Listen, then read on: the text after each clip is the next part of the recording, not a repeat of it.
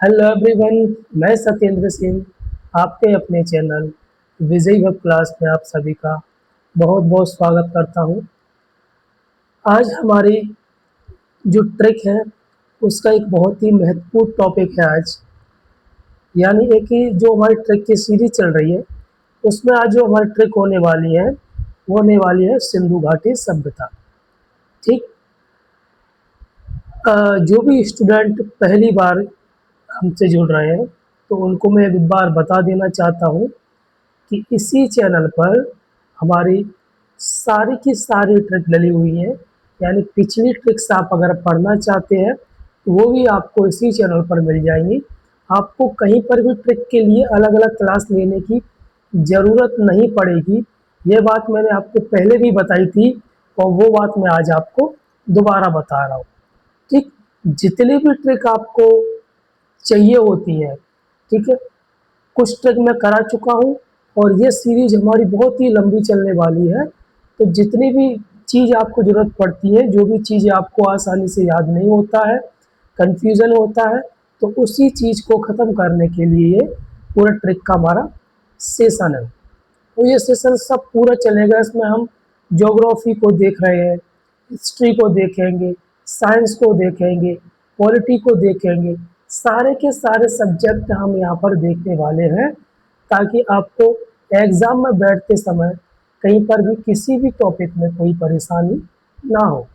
ठीक। आज हम देखेंगे सिंधु घाटी सभ्यता की 10 ट्रिक, और ये 10 ट्रिक बहुत ही बेहतरीन होने वाली हैं। आप ये अपनी कुर्सी से जहाँ पर भी आप बैठे हो आप उछलोगे, उछलोगे नहीं, मतलब मेरा कहने का मतलब ये है, आप ये बोलोगे कि ये पहले मैंने क्यों नहीं पढ़ी, क्योंकि पहले मैंने करा ही नहीं। ठीक। तो कहीं पर भी आपको तनाव नहीं लेना है, सारी की सारी चीज़ें मैं यहाँ पर आपको कराने वाला हूँ। ठीक। तो चले हम ओ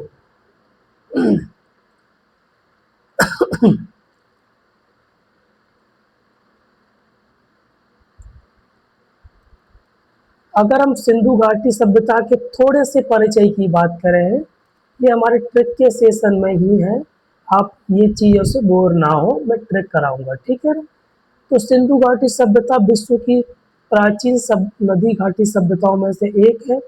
इसे अपनी शहरी नियोजन, जल निकासी प्रणाली और व्यापारिक दक्षता के लिए जाना जाता है।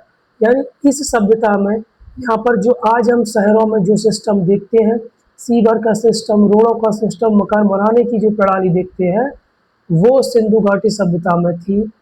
जल के निष्कर्षण की जो हम प्रणाली देखते हैं वो भी सिंधु घाटी सभ्यता में थी। ठीक है। व्यापार की जो भी अभी हम जो भी दक्षता देखते हैं, जो स्थिति देखते हैं, वो सिंधु घाटी सभ्यता में थी। तो ये सभ्यता इसीलिए महत्वपूर्ण थी। सबसे पहले अगर हम ट्रिक की बात करें, ट्रिक नंबर 1, तो जो जो यहाँ के प्रमुख स्थल थे और ये कौन सी नदियों के किनारे बसे हुए थे, ये आप लोगों को कन्फ्यूज़न होता होगा। आज इस कन्फ्यूज़न को हम यहाँ पर ख़त्म करेंगे, ठीक है ना। कहीं पर भी आपको नहीं भटकने दूंगा, मैं ये गारंटी ले रहा हूँ। ये आपको बिल्कुल यहाँ पर ख़त्म करा के दूंगा, ठीक है। ये ट्रिक है मौसी का हरा कंघा लोभी बसने लिया। ये ट्रिक तो आपको याद करनी पड़ेगी ताकि आपके लिए ये आसान हो जाए। तो क्या ट्रिक है? मौसी का हरा कंघा लोभी बसने लिया। किसने? लोभी बसने लिया। फिर से दोहरा देता हूँ, मौसी का हरा कंघा लोभी बसने लिया। मौसी का हरा कंघा लोभी बसने लिया। तो मौसी से क्या हो गया? मौसी में जो पहला वर्ड है उससे मोहनजोदड़ो हो गया। जो लास्ट वर्ड है सी, उससे क्या होगा? सिंधु घाटी सभ्यता। यानी जो मोहनजोदड़ो है वो सिंधु घाटी सभ्यता के किनारे बसा हुआ है। दूसरा है हरा। हरा में ह से हो गया हड़प्पा और रा से हो गया रावी। तो हरा में ह से हड़प्पा और रा से रावी, यानी जो हड़प्पा है वो रावी नदी के किनारे बसा हुआ है। कंघा में, कंग मतलब कालीगंगा, और किस नदी के किनारे बसा हुआ है? घग्गर नदी के किनारे। लोभी में लो से लोथल और भी से भोगवा। कैसा रहा? मजा आ रहा है ना? तो कैसा लगा अभी तक आपको? बेकार? चलिए, बेकार लगा होगा।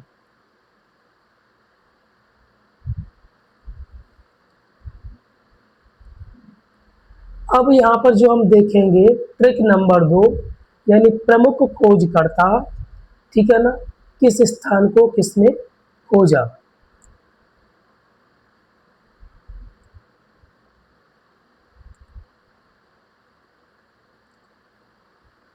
तो यहाँ पर ट्रिक है, हद है मोरा। क्या है? हद है मोरा। ठीक, तो हद से हड़प्पा, यानी जो हद में हा है उससे क्या हो गया? हड़प्पा। ठीक हुआ। और द से क्या हो गया? दयाराम साहनी। और इसकी जो खोज की गई थी 1921 में। तो हड़प्पा की जो खोज की गई थी वो 1921 में की गई थी दयाराम साहनी के द्वारा। हमारे एग्ज़ाम के लिए यही दो चीज़ सबसे ज़्यादा इम्पोर्टेंट रहती है। एक तो कब की गई थी, और सॉरी किसने की थी और कब की थी। दो चीज़, यानी एक तो हड़प्पा की पूछी जाएगी, दूसरी आपकी मोहनजोदड़ो की पूछे। मोरा से क्या है? मो से मतलब मोहनजोदड़ो, और रा से मतलब राखलदास बनर्जी। इन्होंने 1 साल बाद ही 1922 में इसकी खोज की थी। ठीक है। अगली ट्रिक, ट्रिक नंबर 3, सभ्यता की सीमाएं। यानी जो हमारे, जैसे कि अगर आप किसी भी शहर में रहते हैं तो उस शहर की चारों दिशाओं की अगर हम सीमा की बात करें तो उत्तर की सीमा कौन सी है, दक्षिण की सीमा कौन सी है, पश्चिम की सीमा कौन सी है, कौन सी बची, पूर्वी सीमा कौन सी है। ठीक है। चलिए, इसकी जो ट्रिक है, यहाँ पर बोला गया है समद, समद। लेकिन अगर आईपीएल आप देखते हैं, आईपीएल, तो आईपीएल में जो एलएसजी है, यानी लखनऊ सुपर जायंट्स, उसकी टीम का खिलाड़ी है अब्दुल समद। क्या है? अब्दुल समद। ये पहले सनराइजर्स हैदराबाद का खिलाड़ी था। ठीक है। तो यहाँ पर आपको समद लेना है। क्या ये? समद। ठीक है ना। समद की मीनिंग यही होती है। तो समद से आपको ये याद रखना है। ठीक है ना। समद यानी सा से सुत कांगे डोर, सुत कांगे डोर यानी कौन सी सीमा पर है ये? पश्चिमी सीमा पर। अगर हम ये बात करें ऐसे, तो अगर हम सिंधु घाटी सभ्यता की पश्चिमी सीमा की बात करें तो वो कौन सी है? सुत कांगे डोर। ठीक है। वो कहाँ पर पड़ता है? बलूचिस्तान, पाकिस्तान, पाकिस्तान। अगला है ए, यानी आलमगीर। ये जो पूर्वी सीमा है, यानी यहाँ तक फैला हुआ है उत्तर प्रदेश तक। ठीक है ना।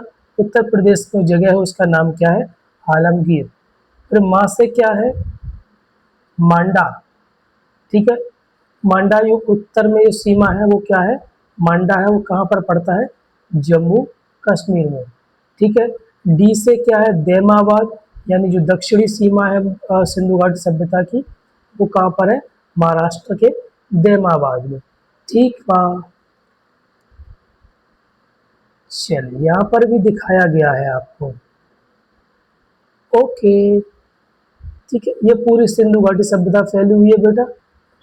ठीक है ना। त्रिभुजाकार एरिया में सुतकांगेडोर, मांडा, आलमगीर और दैमाबाद। ठीक। हिस्सा ये पाकिस्तान में है, ये हिस्सा भारत में है, ये हिस्सा भारत में है, ये भी भारत में है। ठीक। चले आगे। ओके। अब कुछ तथ्यों की बात कर लेते हैं, फैक्टों की बात कर लेते हैं। विशाल स्नानागार 21 लिए धार्मिक अनुष्ठानिक स्नान के लिए उपयोग होने वाला सबसे बड़ा सार्वजनिक स्थल था। नर्तकी की मूर्ति, कांस्य से बनी ये नर्तकी की मूर्ति जो डांसिंग गर्ल के नाम से प्रसिद्ध है। ठीक। और यहाँ पर प्रेतों के आवास के लिए भवन और अन्नागार, ठीक है ना, के प्रमाण मिले हैं। ओके, चले आगे। बहुत ही बेहतरीन होने वाला है, आप चिंता मत करो, है ना। अब यहाँ पर ट्रिक नंबर 5 की अगर हम बात करें तो ये लोथल की जो व्यापारिक केंद्र थे, यानी लोथल के लिए, लोथल में क्या क्या चीज़ें प्रसिद्ध थी, आपसे पूछा जाता है कि चावल के भूसी के साक्ष्य कहाँ मिले हैं, तो लोथल में मिले हैं, ठीक है ना। ये सारी चीज़ें यहाँ पर आपको एक ट्रिक के माध्यम से समझाऊंगा। लोथल का गोदी और चावल, मोदी नहीं, गोदी मीडिया अलग है, ये गोदी अलग है ना। लोथल का गोदी और चावल, तो गोदी से क्या हो गया बेटा, गोदीवाड़ा यानी डॉकयार्ड। डॉकयार्ड का मतलब होता है बंदरगाह। विश्व का सबसे प्राचीन बंदरगाह लोथल, ठीक है ना। तो अगर आपसे पूछा जाए बंदरगाह के साक्ष्य कहाँ पर मिले हैं, तो लोथल में। फिर है चावल, यहाँ धान के मतलब धान यानी चावल की भूसी के साक्ष्य मिले हैं, ठीक है ना। अग्निकुंड यानी हवन कुंड और अग्निकुंड के प्रमाण मिले हैं लोथल से, ठीक। ट्रिक क्या है, लोथल का गोदी और चावल। लोथल में क्या क्या है, गोदी मीडिया और चावल, ठीक। चले आगे, चल देते हैं, ठीक ठीक। ट्रिक नंबर 6, चनहुदड़ो मन का उद्योग, यानी जो चनहुदड़ो था वहाँ पर क्या क्या हमें मिला, यानी खोजकर्ताओं को। तो इसकी जो ट्रिक है, चनहुदड़ो का ब्यूटी पार्लर। तो यहाँ पर मनके बनाने का कारखाना मिला, प्रसाधन यानी जैसे लिपस्टिक, काजल, कंघा यहीं से मिला। बिना दुर्ग का एकमात्र स्थल था जहाँ पर कोई भी किला नहीं था, ठीक।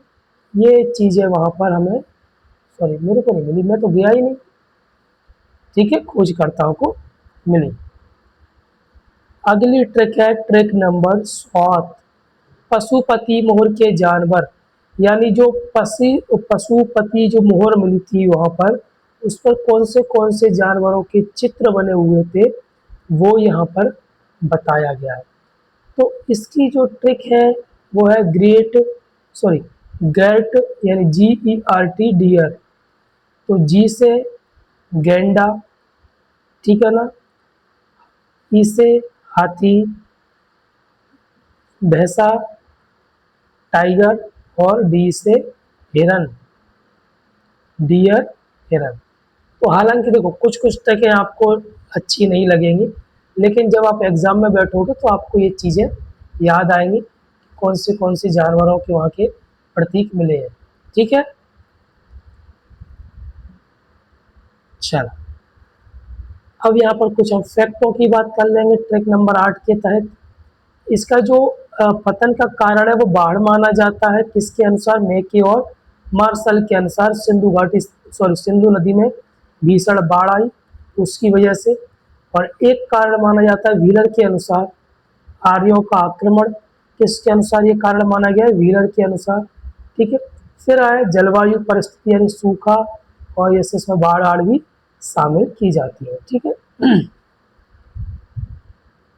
तो ये चीज़ बताइए, आपको ये मेरे द्वारा अभी तक पढ़ाई गई जो ट्रिक्स हैं वो समझ में आ रही हैं, अच्छा लग रहा है? तो जैसा भी आपको लग रहा है प्लीज़ आप मुझे कमेंट करके बताइए, ताकि मुझे भी थोड़ा अच्छा लगे, है ना। ओके, तो आप इनको पढ़िए, मैं फिर लेकर आता हूँ आपके लिए बहुत ही बेहतरीन ट्रिक। तब तक के लिए आप मस्त रहिए, ठीक है। जय हिंद, जय भारत।